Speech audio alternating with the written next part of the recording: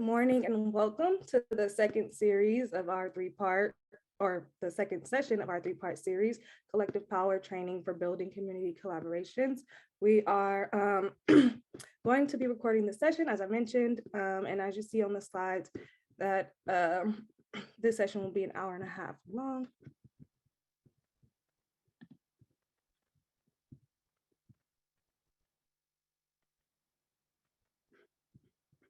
Welcome, Edwin, joining us from Family Services of Tulare County.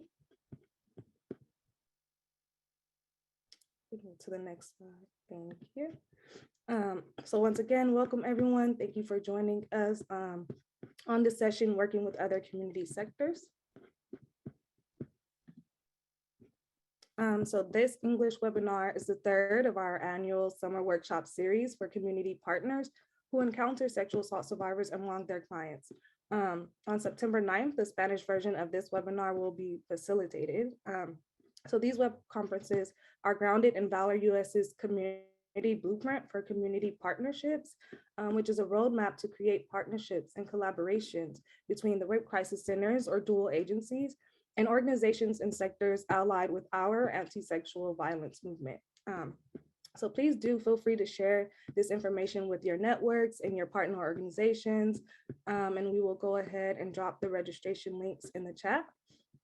And the purpose of this community blueprint is to offer organizations a framework for thinking about how we can work most effectively with community partners in both traditional and inventive ways. It is not a prescription for how you do your work. You are the expert on your own agency and your own community. So rather we offer a series of considerations and questions to reimagine your work as essential to your community's needs. The community blueprint will be available in the fall.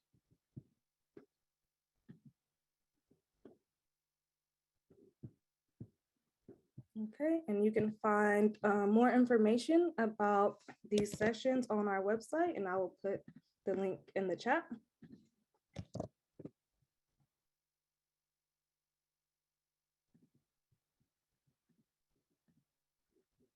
And we also encourage you to find and follow us on our social medias to stay up to date on upcoming events and resources.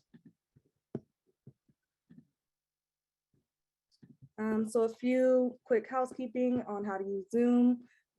Please use the feature to raise your hand or put your questions in the text chat. We can also pause briefly at the end of each section. We'll be using polls in the chat for engagement with you all today. Dial in. If you're having trouble hearing us through internet audio, we invite you to dial in over the phone. To do that, you'll find the microphone icon in the bottom left corner of your screen and click the upward arrow, then switch to phone audio. You'll need to dial the number, the meeting ID, the passcode, and your participant ID. Slides, the trainings, recordings will be uploaded on the Valor Hub, and an email will be sent to all of those who registered for this series. Closed captioning, we are offering captioning for this workshop. To access it, click the closed captioning button in the toolbar at the bottom of your screen. And lastly, again, this webinar is being recorded.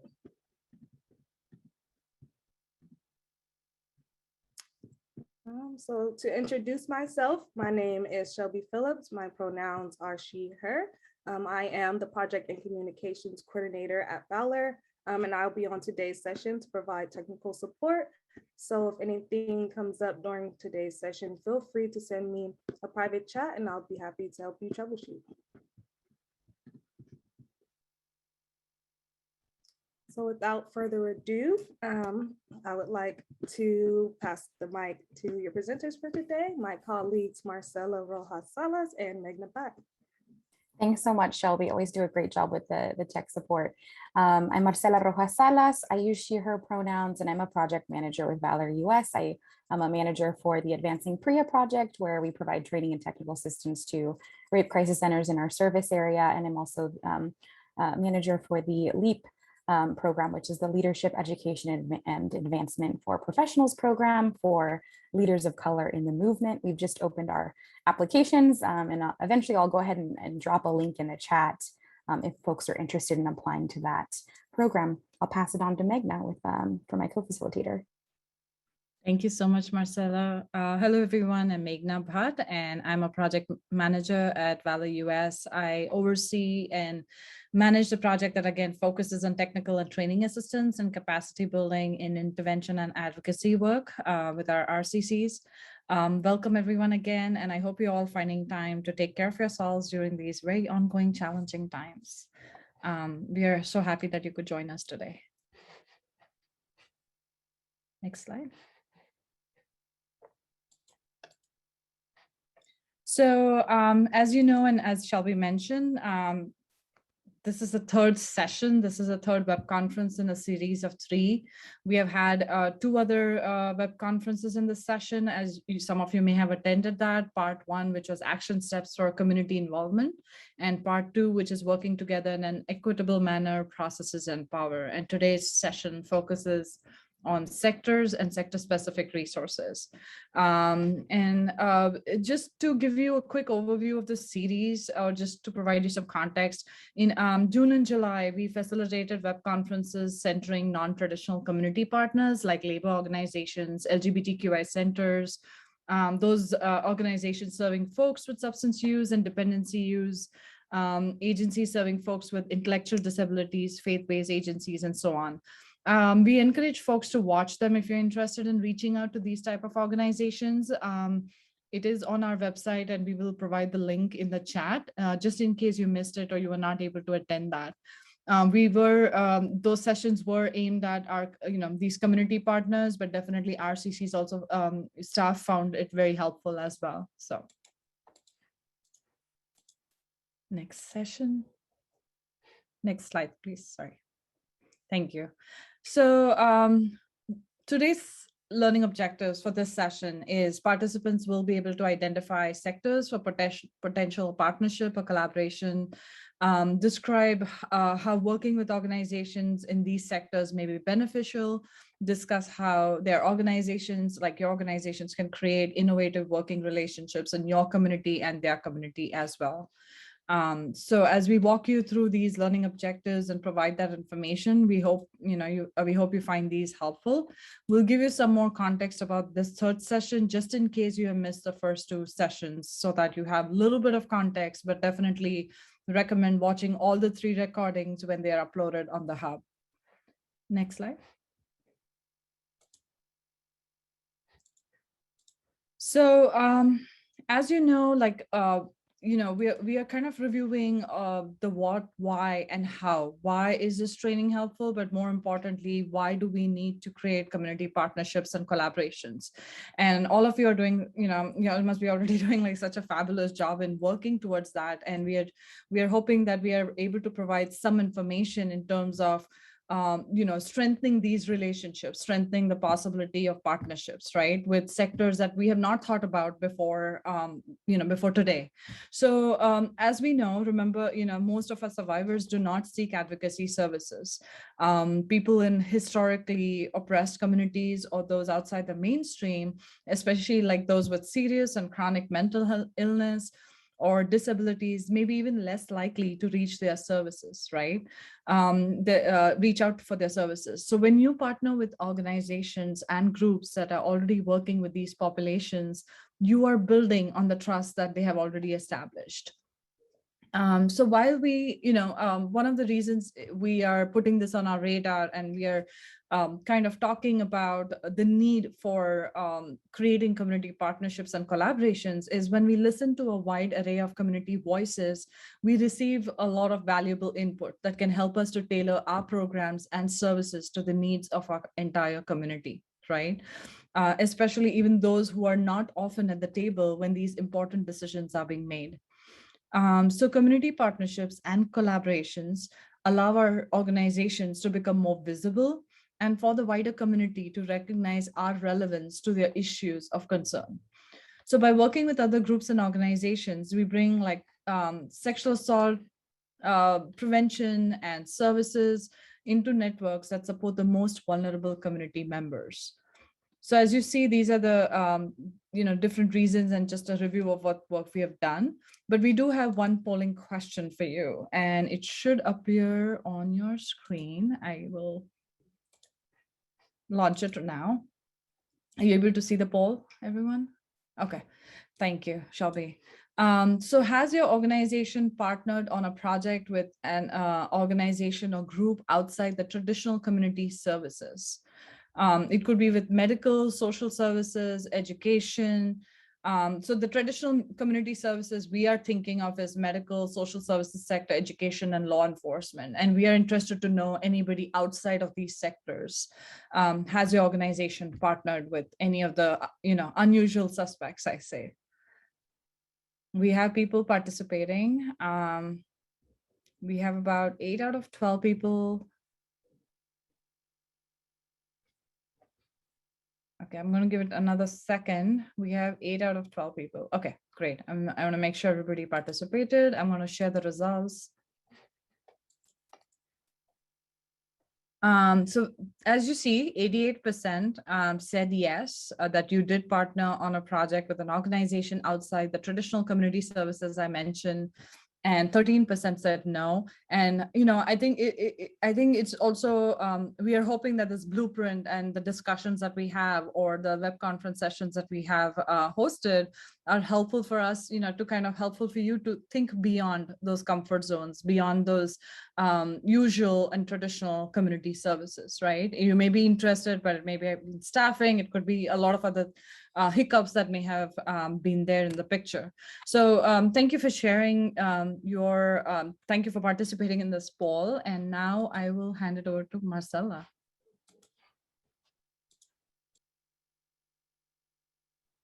Thank you, Meghna, and thank you all for participating. It gives us a good sense of what folks are, who folks are partnering with, and who folks are maybe. And so we're going to learn a little bit more about what partnerships you all have, which ones you sort of see as non-traditional partners, which organizations you have been able to build with. So let's go over a little bit about community sectors and which community sectors have been largely untapped by our movement.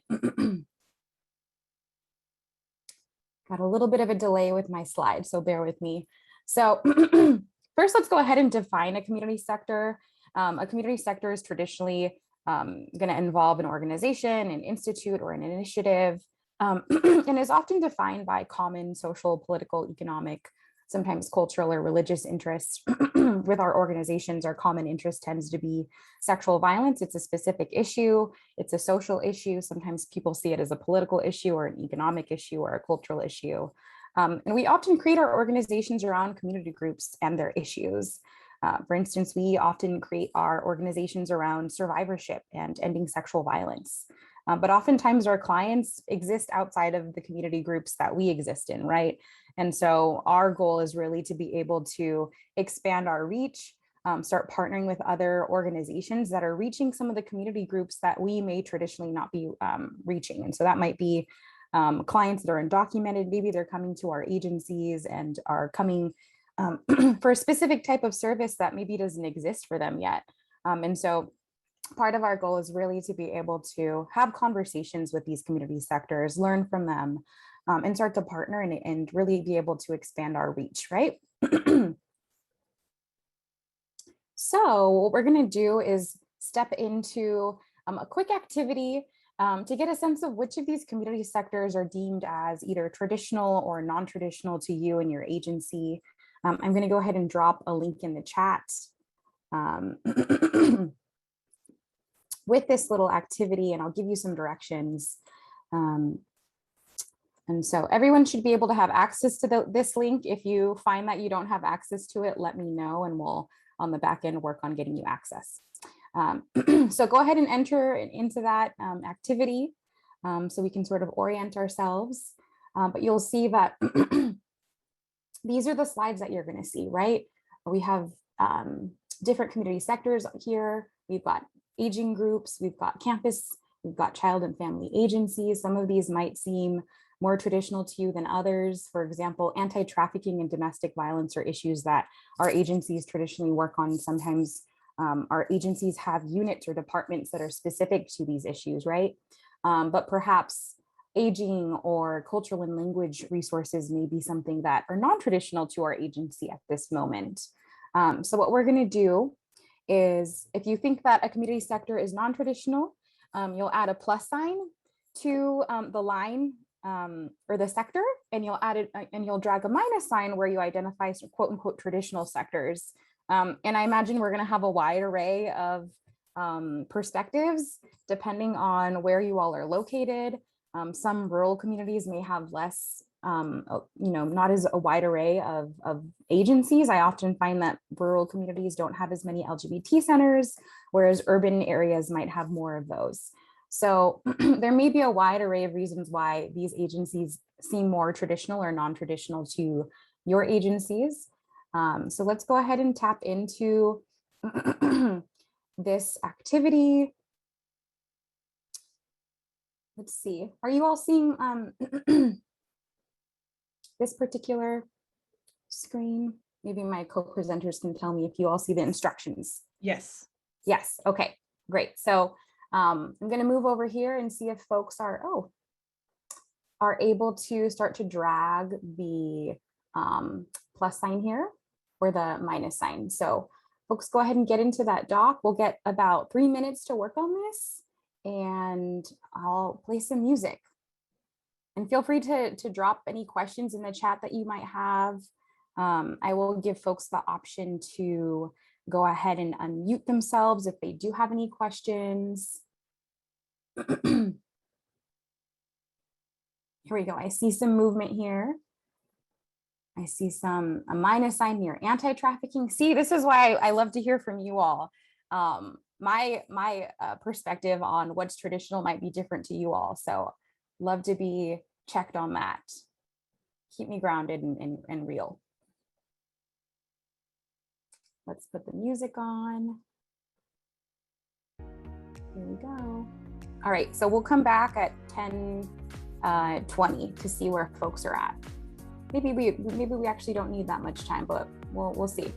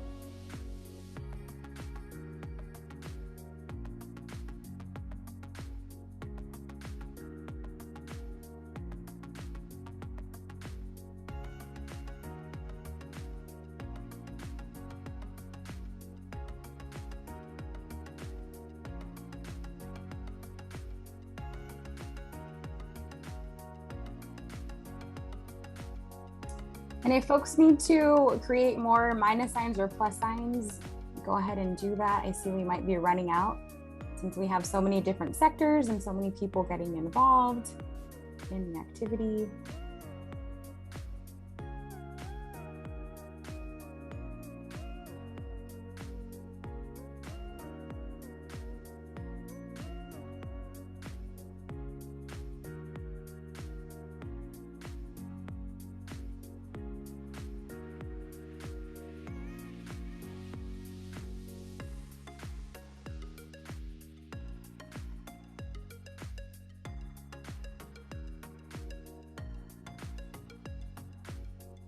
Okay, looks like folks are wrapping up and getting started on the third slide.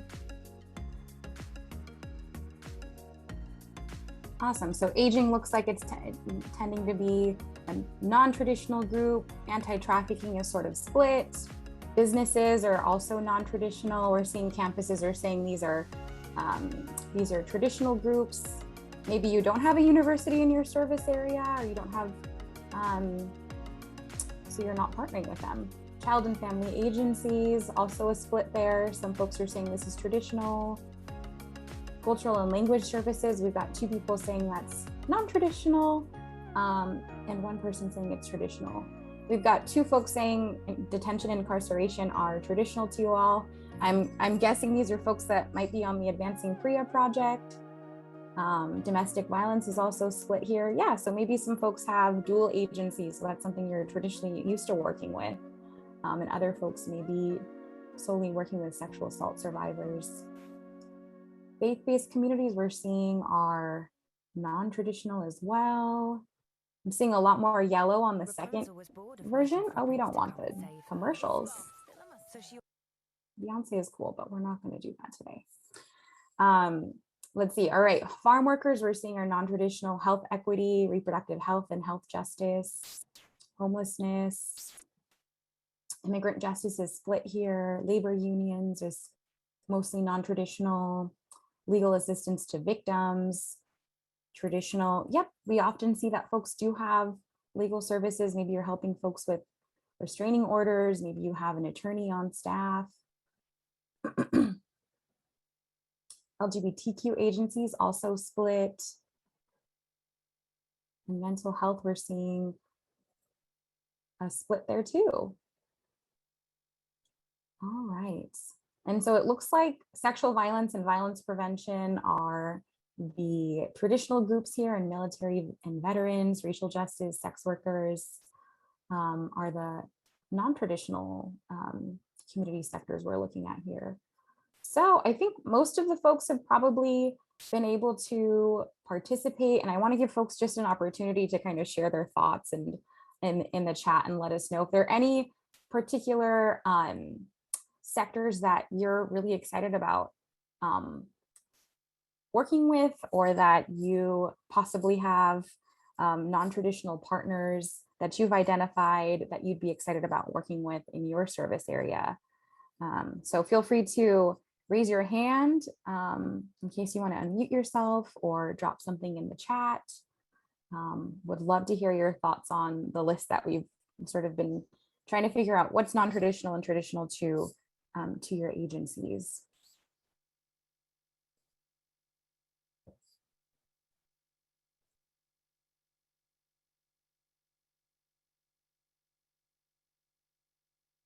I'm going to give folks a moment to think about it.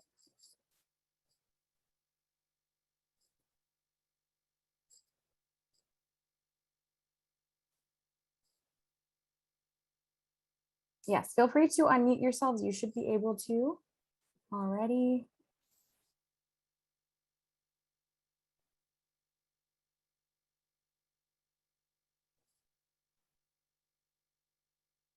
Bailey from News is saying sports, community-based athletic associations and departments.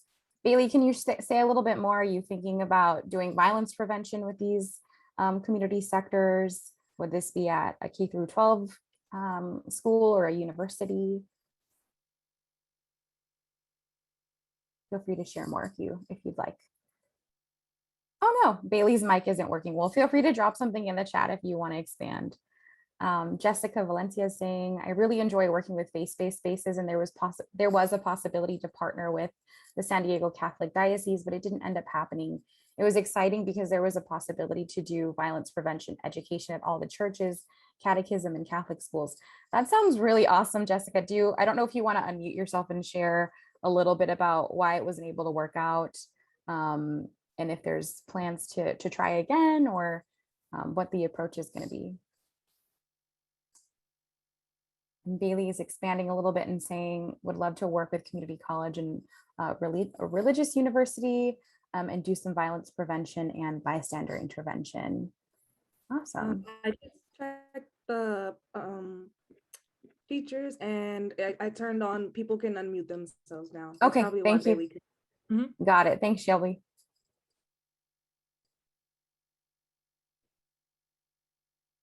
All right, so folks should be able to unmute themselves. I think Shelby was breaking up a little bit there. And here's the question again. If folks are wanting to see that, what are the local resources available in your community from the non-traditional sectors you identified, if you have any others? If not, we can move forward. All right, I'm not seeing anything in the chat. So another question for you all, why would you consider working across sectors? Jessica, Bailey, why were you interested in working with the Catholic, the Catholic Diocese? Why were you interested in working with a religious university or community colleges. If you'd like to share a little bit more in the chat. I'll share a little bit about why we're advocating for folks to start tapping into new partnerships. Partnering or collaborating with organizations in these sectors would potentially expand the reach of your agency, right? I've been sort of saying that over and over again, and perhaps enhance the referral process in both directions and create learning opportunities with each other. I know that we are so much better when we're working together. And Jessica saying it creates an opportunity to reach more people and communities that may not know of the services we offer. Absolutely. How often do we hear that people don't know about our rape crisis centers, or that we have sexual assault advocates that can be available to attend medical exams or go to hospital accompaniments for other appointments? Bailey saying, I have a background in sports and coaching, and I'm leveraging personal connections and relationships with coaches. Absolutely. So I think it can be difficult to tap into an industry or a community sector when you're not part of it. And so when you have relationships already built, people are more likely to sort of buy into what we're talking about when it comes to violence prevention, because it may not be something that is interesting or something that they would have thought of integrating into sports or a religious organization, right? Let's see. It could also lead to new funding paths. I know that we're all often trying to think about diversifying our funding streams. Our agencies traditionally receive funding from the California Governor's Office. And so what would it mean to be able to receive funding outside of our traditional funders? Would we be able to do some more innovative projects? Would our projects be able to expand on the work that we have been wanting to do but haven't been able to in the past? We're increasing awareness of sexual violence in other sectors that may not be thinking about sexual violence. Expand the cultural understanding of advocates. So advocates, I think, are often working within our own agencies, but we often see that people our advocates are branching out to be stationed in different institutions, perhaps in a campus setting or perhaps in a prison or a jail setting. And so when we're pushing our advocates into new industries and new sectors, we always want to be able to train folks and provide a cultural understanding of other institutions, have conversations about how possibly our philosophies are colliding with each other and how we can sort of ameliorate any sort of differences and come to a common understanding, right? Jessica is also saying, I also think that training people within specific communities makes it better since they already have relationships there rather than us coming in as outsiders. Absolutely. I think Sandy's on the Zoom call right now too, and she works with other community groups like farm workers and janitorial workers, and they are the ones that are creating their curriculum, right? We can come in as the coalition and provide some training and technical assistance, but ultimately folks that are impacted by sexual harassment in their workplaces really know what is going on better than we do, right? And so we can certainly collaborate with folks and learn from them, but we also want to uplift their knowledge and uplift their expertise. All right, and I'm going to pass it to Meghna. Thank you all for participating in that activity and giving us a sense of what you've been working on. Thank you so much, Marcella, and thank you everyone for, again, as Marcella said, for participating and sharing your insights on chat. Excuse me. So yeah, I think what we're going to talk about right now is kind of getting started, like what do the next steps, possibly could look like, learning about these sectors, not like much in depth, but at least to kind of explore about how they show up, how the community partnerships could show up and look like in our own communities, in our own work. So with that being said, the next slide, what we recommend is, so when you receive the community blueprint, which will be released in a few weeks by September end, we definitely recommend you to review the sectors and sector specific resources portion. And that's what today's session is about. One of the things that we are thinking of is how to utilize the national and statewide organizational directories, right? So many of these resources are national, they are statewide, but they can lead you to your local community resources. So the point is to identify these local community resources. You too may have a list of national and statewide resources that you have selected, you have identified, you want to collaborate with them, but just haven't got the opportunity to. One of the other things, one of the other steps is also to collaborate with your staff to identify local resources in each sector. So as we go on, as we work in other projects, is also to keep an eye out, for any possible new local resources that you could collaborate with in any of these sectors, especially the non-traditional ones, right? Considering, signing up for community partner newsletters, following their events on social media, right? They'll share resources, they'll share their tools, they'll share what work they've been doing, what work they've been achieving on the social media. So we also, I think, one of the things that is, I always get excited about the word partnerships and collaborations, even though I know it's not, it's an easy path, but it's also encouraging your staff as as an activity to identify these local resources, but also to attend their trainings and public events, right? So potential community partners, if they have any public web.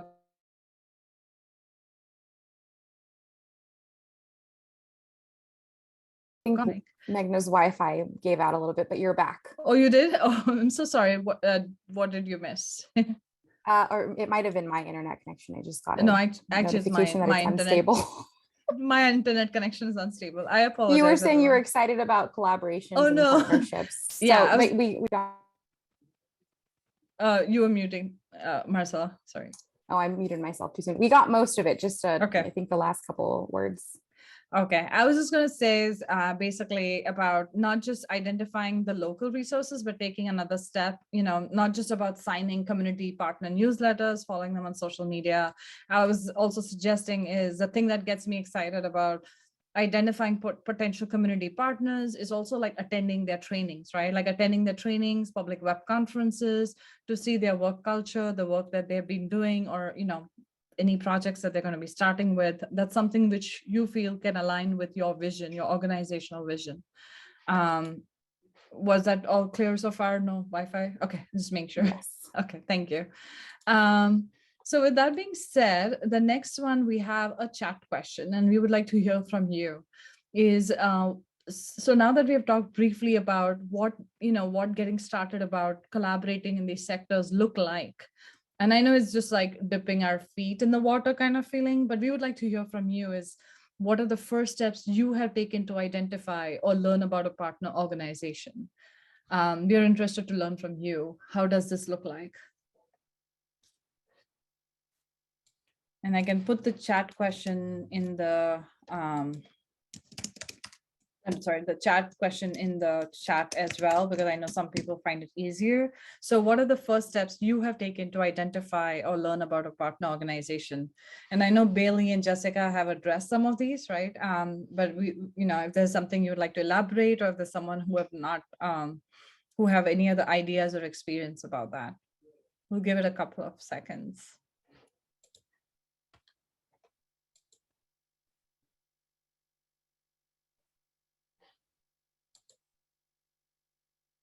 Jessica says, I typically start off by researching the organization and then reaching out to someone to set up a phone call or meeting. Great. Yes, absolutely.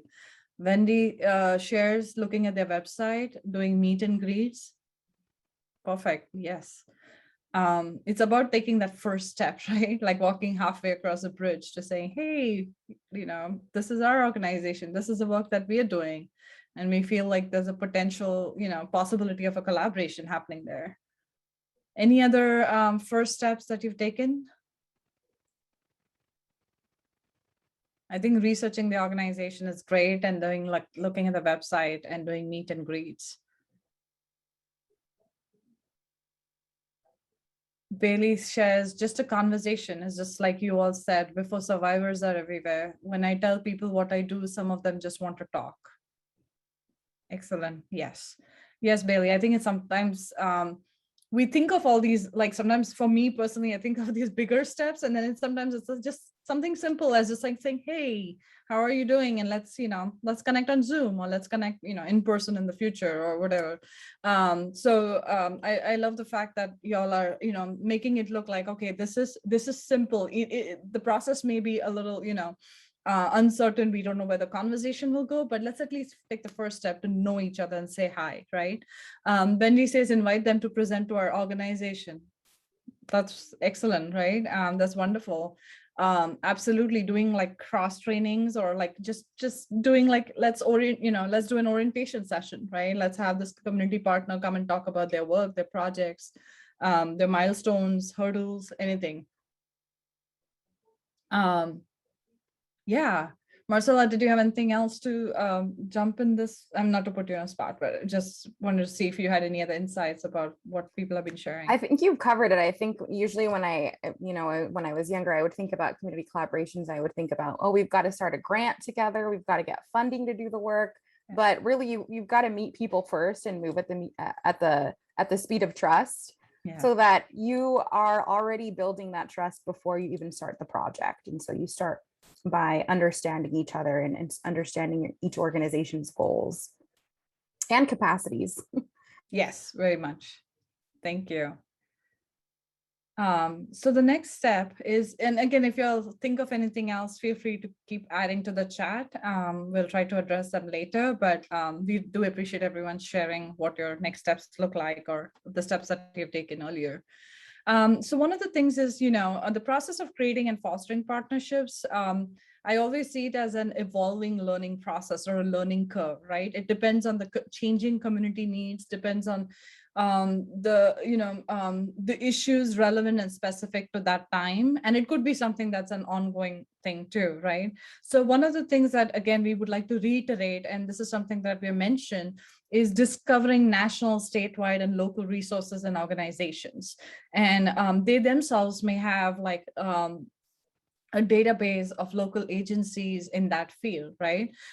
So that's something which it feels like a gigantic task, but I feel like once it's in the process of creating and discovering, or creating your own list of, sectors, statewide, local resources, it's easier to kind of put the piece, it's like a jigsaw puzzle, like putting the pieces right where it belongs to.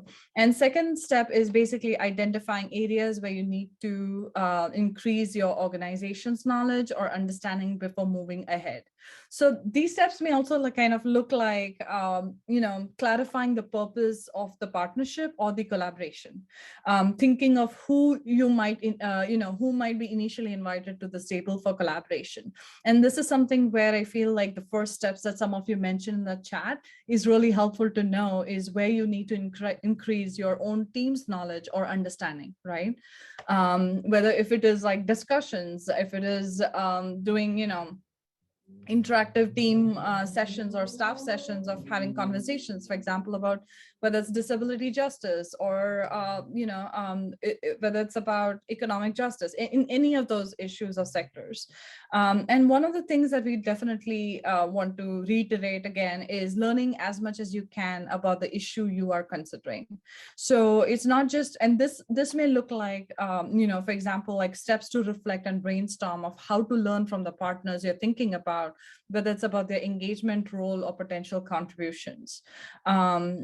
And it's just about, I think, figuring out is doing an in-depth assessment of the issues that you are considering, and also increasing your staff's knowledge, right? Staff or organization's knowledge. That's why it comes back to the same thing. It's a constant, it's an evolving learning process. That's what I mean. It's not going to stop. Like we're like, okay, we've learned about partnerships. We have a checklist, we can do it. And that's it. The learning doesn't stop there, right? We are all a part of this learning process. And with that said, I would like to hand it over to Marcella again, who's going to talk about the issues connecting to sexual violence.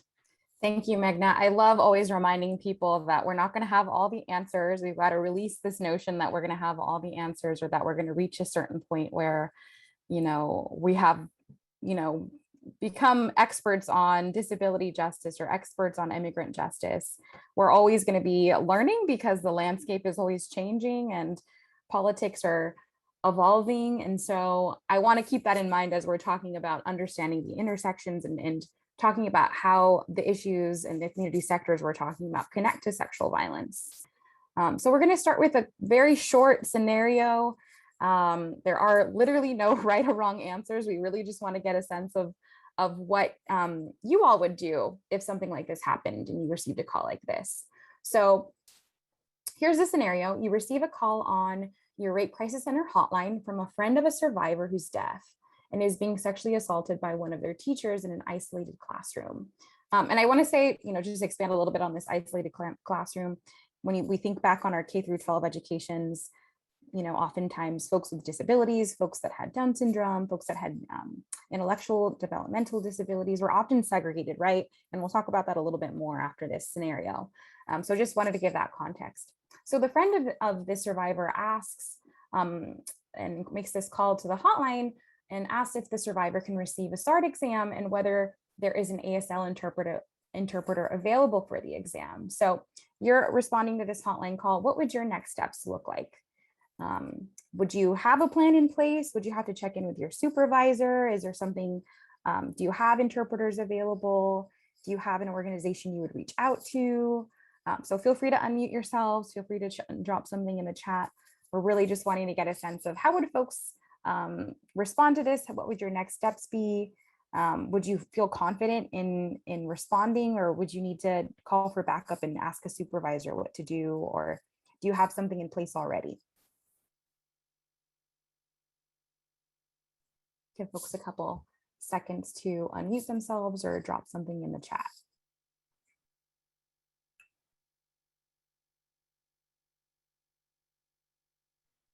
Has anyone received a call like this before?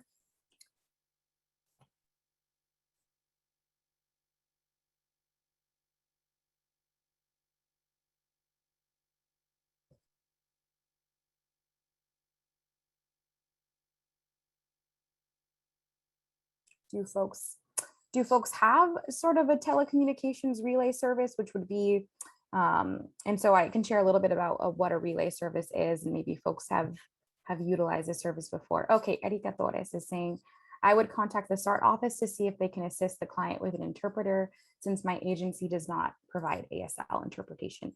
Absolutely, maybe the hospital or the SART site has more resources than your own agency. Maybe this is also an opportunity if you don't know if your SART office has an ASL interpreter to check in with them and just problem solve with them and say, hey, this scenario came up with our coalition on a webinar. What kind of services are available at your hospital? Jessica's saying that we work with a local agency that offers ASL interpretation. We would need to figure out how quickly we can get someone in. And we also have a SART volunteer that's fluent in ASL, so possibly check in with them. And she also says we do have a language service line, but I don't think it includes video relay. Yeah, so that's awesome. I'm glad that you have a SART volunteer that's fluent in ASL. It would be a matter of checking in to see if they're able to be the interpreter. Do they feel comfortable being the advocate and also the ASL interpreter? Maybe this volunteer also knows of other organizations or folks that are willing to volunteer their time. And perhaps we have a conversation about how to compensate our ASL interpreters. Yeah, absolutely. We also have to figure out how quickly we can get someone in for that SART. I think it can be challenging too, because we're sort of on a time crunch when it comes to SART exams. We have a specific time frame in which the survivor can have one. And so we've got to be sort of fast in our response. And sometimes this may be our first time receiving a call like this, so we have to problem solve on the spot. And then we kind of figure out from there, how can we sort of make sure this service is available when folks are asking for it. Yeah. But yes, I wanted to say a little bit more about a telecommunications relay service, which I have to give a shout out to one of our colleagues at Valor, Priscilla, who has a lot more knowledge on these issues than myself, but has been able to share her knowledge. And so telecommunications relay service would be three people are involved, right? So one person, the survivor, perhaps, or the friend of the survivor is making a call to the Rape Crisis Center, and the telecommunications relay service is relaying what the survivor is saying, either through video, either through the, I'm sorry, not video, through the phone call with their voice. And the survivor is either on video with interpreting an ASL or typing. And so the relay service provider will go ahead and call the Rape Crisis Center and provide information. And so that's another piece that also we can talk about. I just wanted to share that really quickly. So thank you all for sharing a little bit about what next steps would be and kind of figuring out what we could do to problem solve. So moving into just having a quick discussion, and I'd like for folks to answer at least one of these questions. And so we really want to be thinking about what disability rights and justice have to do with sexual violence, right? And how they intersect with sexual violence. So just want to hear from folks.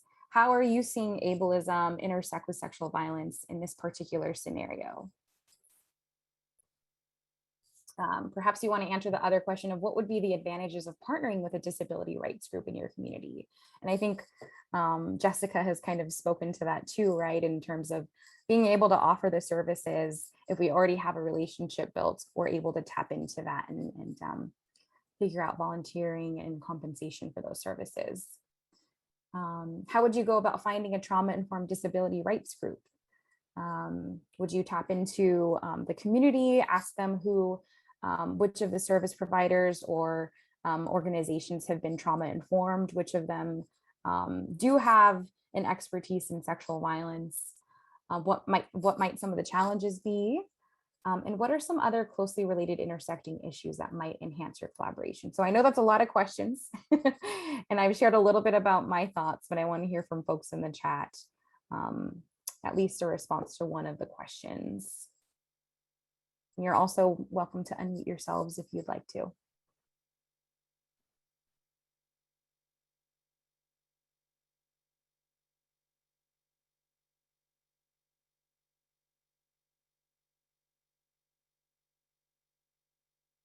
I'm going to give folks a couple seconds.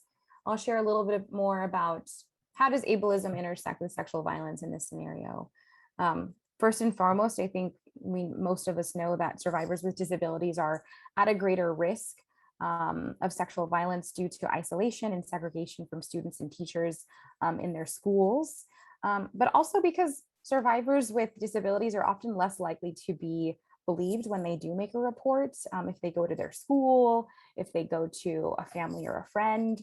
I think oftentimes we see that survivors with disabilities are desexualized, right? And so because this happens, folks have this misunderstanding that sexual violence is about sex and sexualization. And so that is really not what is at the root of this, right? We're thinking about power and control here. And when folks that are marginalized are being targeted, we see that it's really about power and control. It's not about desexualizing somebody or asexualizing someone, but that often is the justification for not believing a survivor, right? Checking the chat, I don't see any comments yet. All right. What would be, I'm going to just keep sharing until folks share more. What would be the advantages of partnering with a disability rights group in your community? Again, I said access to services like interpreters, cross training. Perhaps you're working with the ASL interpreters, and they provide you information on how best to provide presentations, right? You know, I'm constantly reminded by ASL interpreters to slow down, right? To not speak so quickly when I'm presenting. Ableism, yes. So Jessica's saying here in the chat, ableism shows up in the gap of services offered to people with disabilities. Absolutely. I think oftentimes we see rape crisis centers are like, go to the disability service provider for support and vice versa, right? Neither organization really feels completely confident in the services for survivors with disabilities. Usually accommodations are offered rather than included in policies. Absolutely. So we often ask if folks need accommodations rather than having them sort of institutionalized in our organizations. Procedures and service delivery model, sort of an afterthought, right? So not sort of integrated into our policy and protocol, not necessarily integrated into our programs. Absolutely. Thank you, Jessica. So what might some of the challenges be in terms of going back to this scenario? Perhaps finding a place that's willing to have interpreters on call 24/7, right? We have advocates that are on call 24/7 to respond to SART exams, but are ASL interpreters able to do that?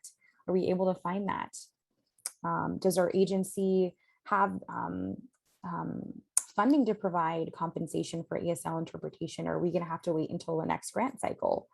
Scheduling training for trauma-informed care is going to be important. Another piece is also there might be differences in approaches to confidentiality and reporting abuse. Disability service providers may want advocates to be mandatory reporters, and we're not, right? We're confidential, and that's the important piece of the work we do, right?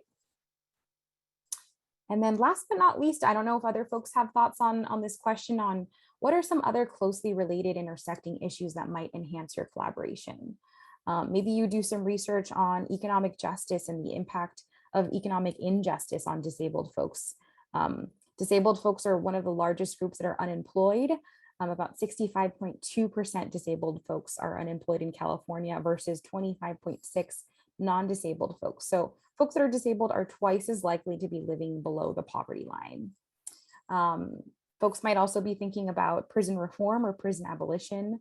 About 26 of Americans have a disability, and 38% of the incarcerated population that have been surveyed in several prisons reported that folks have had some sort of disability. And these are just the disabilities that are reported and assessed for, right? All right. Not seeing any other responses in the chat, so I'm going to move to our next slide and let Meghna give us a little recap. Thanks, Marcella. I think this has been, there's so much to process, right? Like there's so much of conversation going on, and it takes a while to process some of these questions, but they're so important for us to, even if we didn't get a chance to go in depth right now, it's also helpful for our participants to take it back to with their staff as well, right? In terms of reflection. So I appreciate you sharing the scenario and everyone participating in that chat. And I think one of the things that I want to mention is, I feel we look at the sector as an example, right? In terms of disability justice, we looked at the underlying issues, and Marcel also discussed some of the intersections with our anti-sexual violence movement.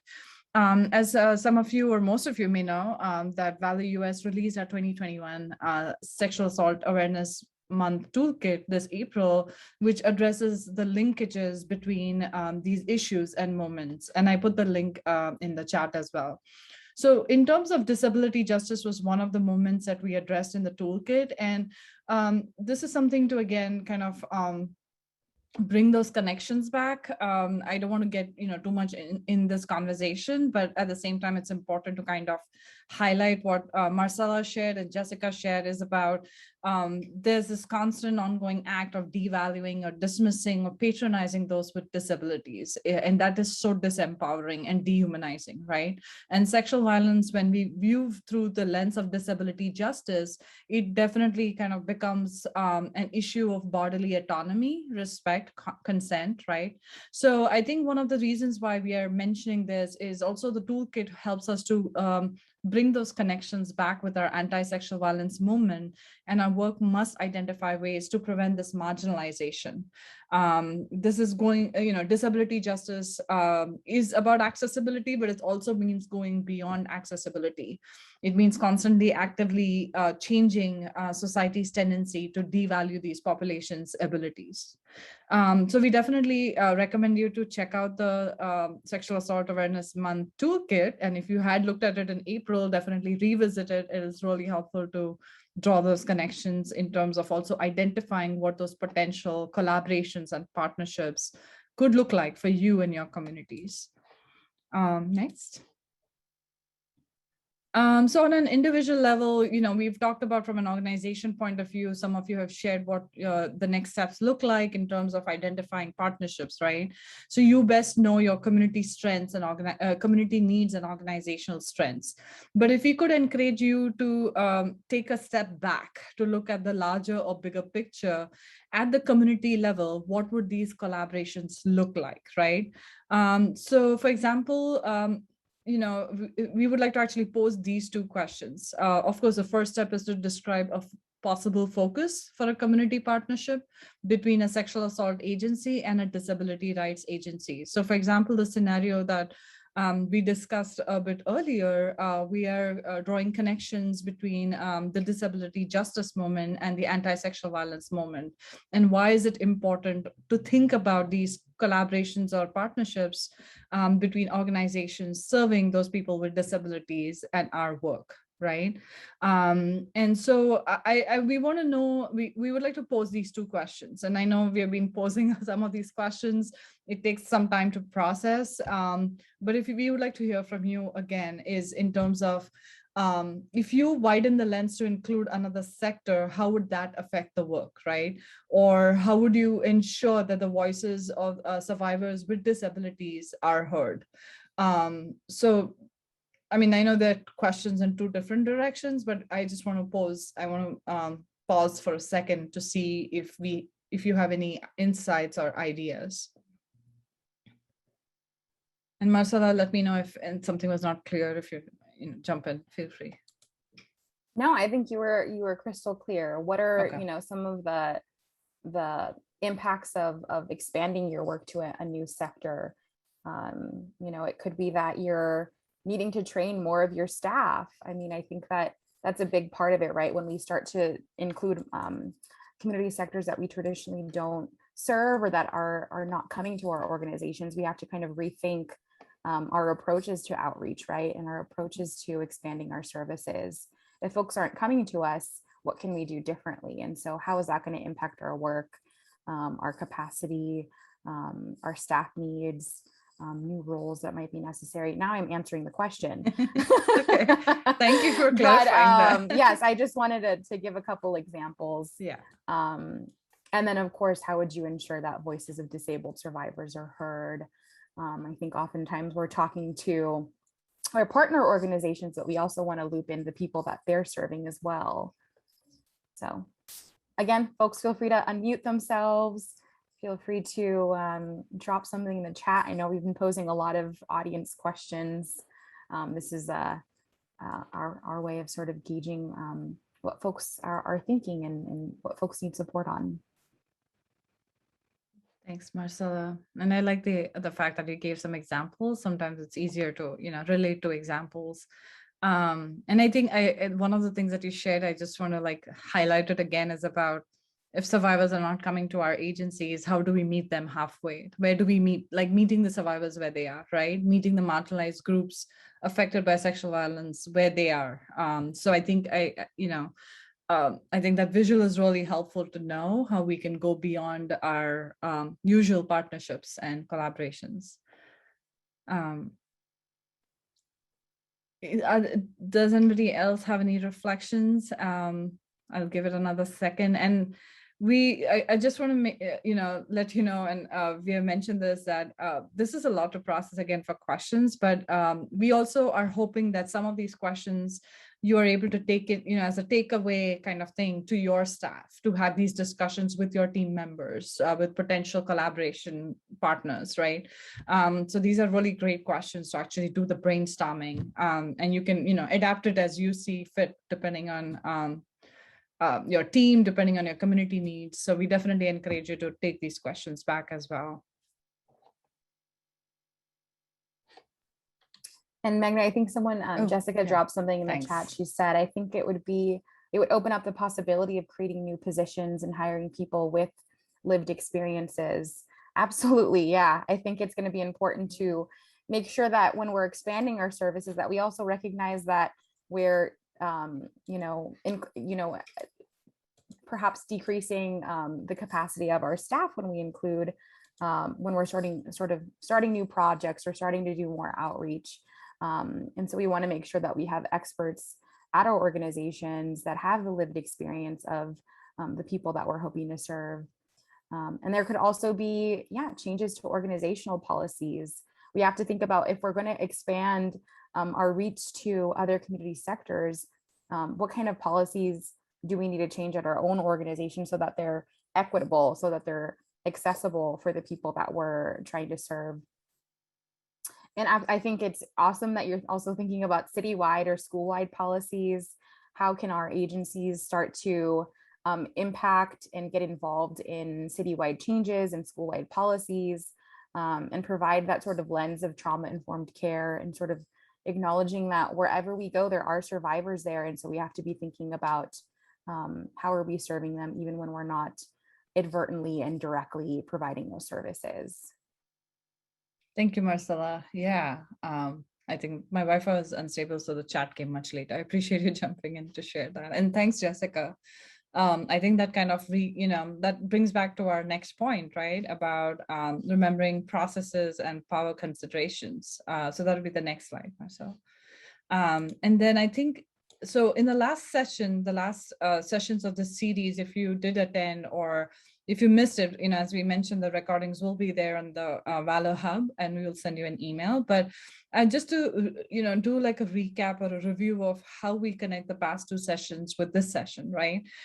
In the last sessions, we discussed creating equitable partnerships and collaborations.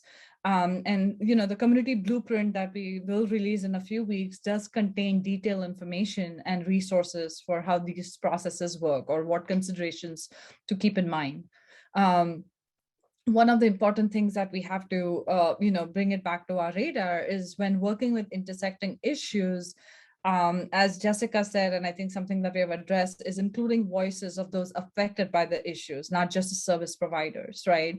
So if you're thinking about policies, as Jessica mentioned, about citywide or school-wide, having people with a wide range of disabilities, would be helpful to have their voices. And, it's not about talking to them, it's talking with them, right? Actually amplifying and elevating their experiences in the programs and policies. And when working with less mainstream organizations, being particularly mindful of the power differentials and equitable distribution of resources. And what this may look like, again, this is just an example. It could look like, in different ways it shows up in our work. But the power differentials, it could be an example of like members of the same collaboration may have different versions or identify different expectations about where the work is currently, right? Like, or what the future holds, or what the community needs look like, and how the problem solving could look like. And I know I gave you like 3 or 4, how it may look like, but that's true, right? The power differentials can create a bit of sense of, can create tensions or conflicts about collaborative partners. It may highlight possible inequities and imbalance.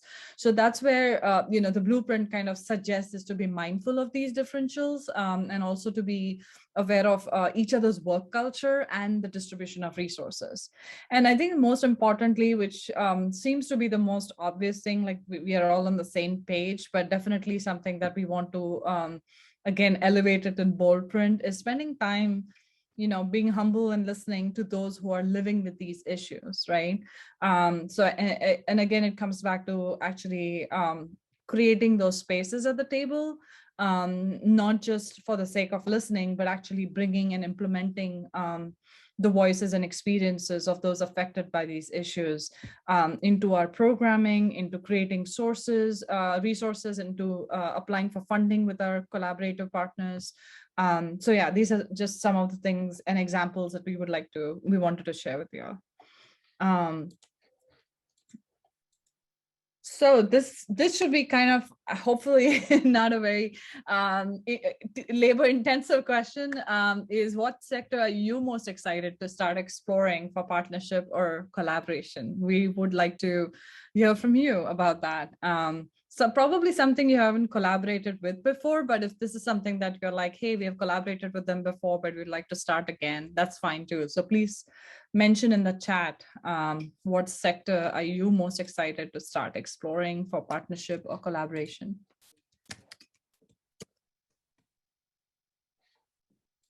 I meant to say chat question. I just put chat in the chat. um, So now that we've talked about all these different sectors, and maybe something that we've not mentioned, as Bailey said, like it could be about, working with athletic directors or sports. That's something if you have thought of and it wasn't addressed in the list, please mention it in the chat. We would love to hear from you.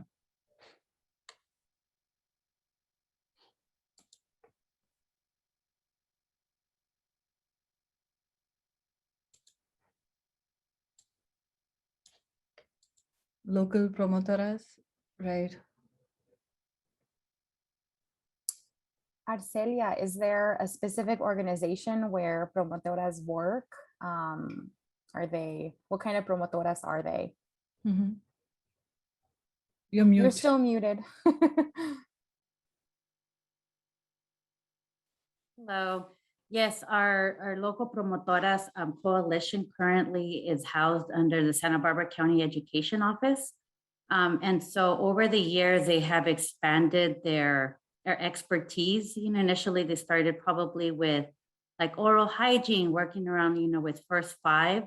But now, there's recognition of their power and reach. And so there's many organizations that have tapped and provided training. And so that way they can do the peer-to-peer outreach with the community. So it's pretty broad. That's pretty amazing. Marcella, go ahead. Oh no, I was gonna say the same thing. It's awesome to see the promotores grow, because I know that traditionally I see in organizations that they tend to be marginalized, right? The knowledge doesn't necessarily go up the ladder or reach sort of mainstream organizations. That's my personal experience. I don't know if other folks have seen that. So I'm happy to see that they're expanding and being valued in their knowledge and able to do that work with you all. Are you in conversation with them about partnerships, or just something that's an interesting it's an interest. It's an interest, yeah. Awesome. An interest, yeah. Thanks, Arcelia. Thanks, Arcelia. Yeah, I appreciate the questions, Marcel. That's what my mind was going there. Is about interested to know how, like in terms of how these partnerships are going to look like.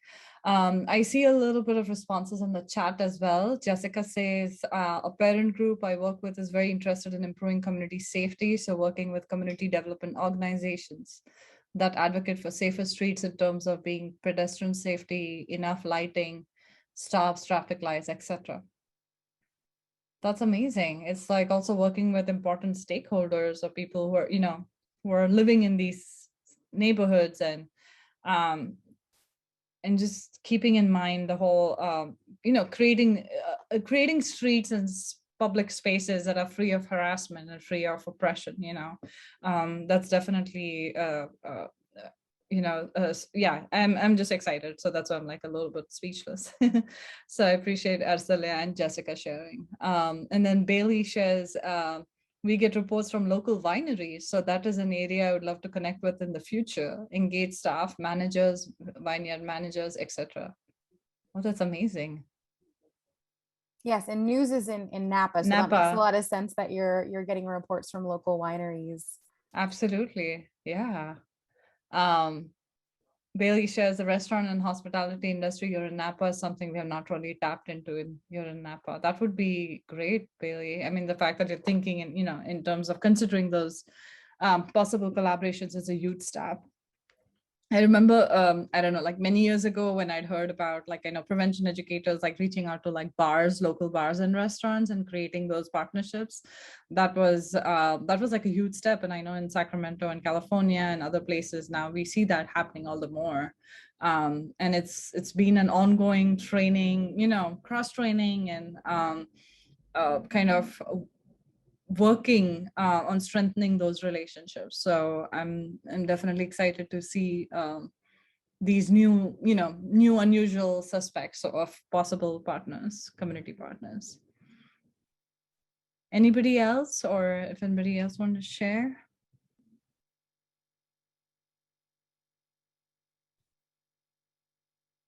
Okay.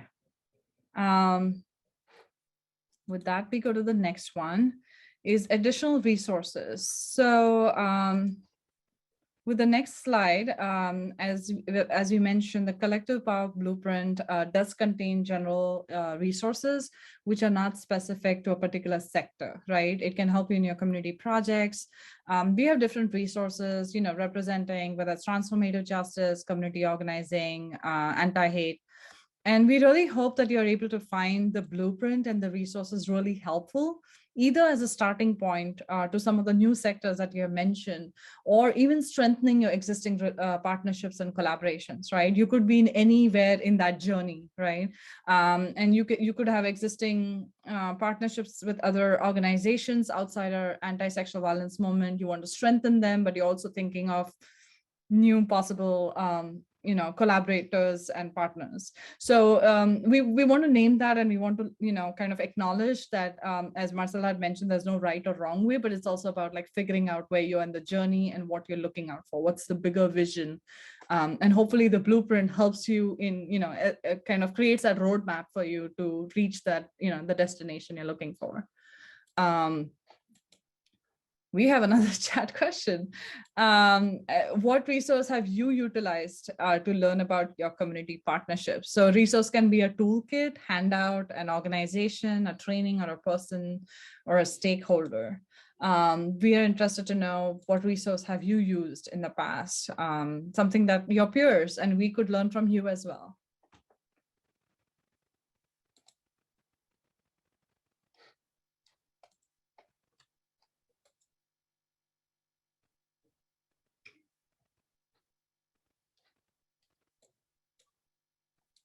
Is there any specific like toolkits or handouts or trainings that you'll have attended recently that has helped you like figure out how to work on these collaborations?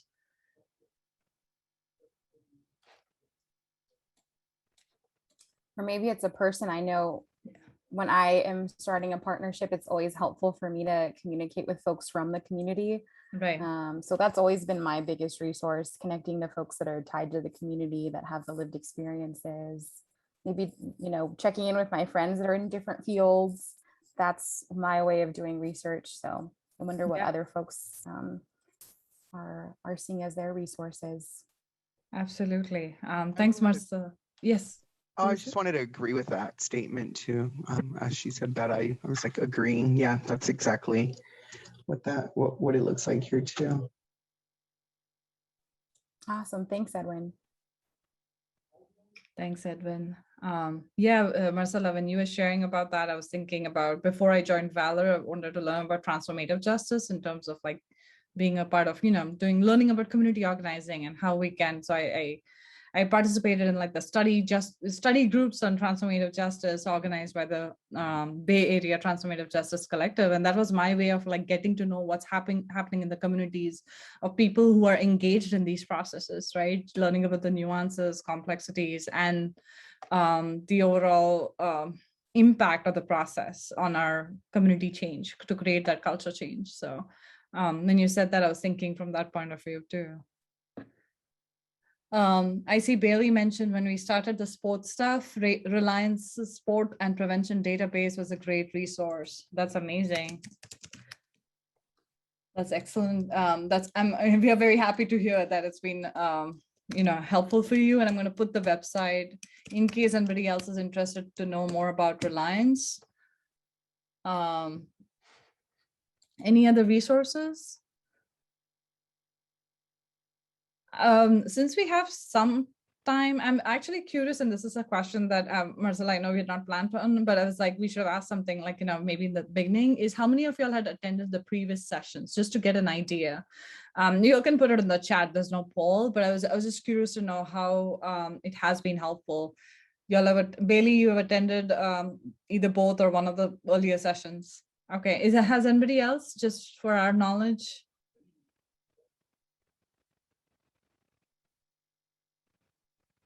Okay, Wendy attended. Bailey, you said the LGBTQ one in June, July. That one was really inspiring. Oh, that's awesome. Marcela. That was a long time ago. Yeah, we brought on a couple different partners, folks from RISE, folks from the LGBT Center in San Diego. And then of course we had Ashley on the call too. Yeah. Glad it was inspiring. Carol says she's attended all of them. Y'all are committed. Yay. Yeah, thank you, Y'all are very Carol. committed. Thanks for joining us. Thank you, Maria Jose. Yeah, I appreciate all of you attending and hopefully, learning and taking some important tools and conversations from our sessions. And with that, Marcella, I hand over to you. Yes, just to wrap up and give one last reminder, we have one more series in the series of webinars, and it'll be the Spanish version of this particular webinar, and it'll be September 9th at 10 a.m. So I will drop the link in the chat. I encourage folks to share with any of your Spanish speaking staff or Spanish speaking partners that would be interested in learning more about different sectors and what it would mean to partner with them, and kind of, if they have any sort of sectors in mind that they haven't been collaborating with, but they'd like to, we'd love to have a conversation with them. And so that will be next week on the 9th. And yes, thank you, Meghna. This is the part 3 next Thursday, September 9th in Spanish. And then we do have the Community Blueprint Toolkit that contains all of the extensive resources and references that we've talked about during all of the webinars, and that will be released later this month. And so we'll certainly be sending out a newsletter with all that information, and folks can certainly reach out to myself and Meghna if you do have any questions. This is your moment if you do have any questions. I know we've been sort of posing questions to you all, so if you have any for us, feel free to let us know. You can always reach out with our emails. Meghna has dropped them in the chat and they're up on the slide here. And then as always, we also have our TA request form. If all folks need any support on training or technical assistance, you can either do it through the TA form or just email us directly. Alrighty. And with that, we conclude the webinar. Thank you so much. I see Bailey saying, have a great holiday weekend and stay safe. Yes, absolutely. Have a great 3-day weekend. I hope folks are able to do something fun and take care of themselves. Bye, everybody. Thank you, everyone, for joining us today. And yes, take care of yourselves.